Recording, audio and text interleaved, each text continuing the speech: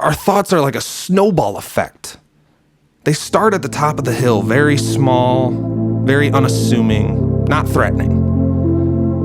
But by even entertaining that thought and giving it leeway, that little snowball quickly becomes a weapon. And as it gathers snow down that hill, it can become powerful enough to topple down trees. We can't just distract ourselves from our thoughts because guess what?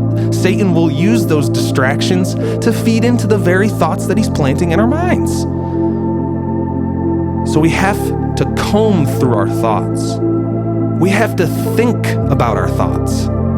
And when we think about our thoughts, we have to bring them to the obedience of God, which means His Word, which means prayer.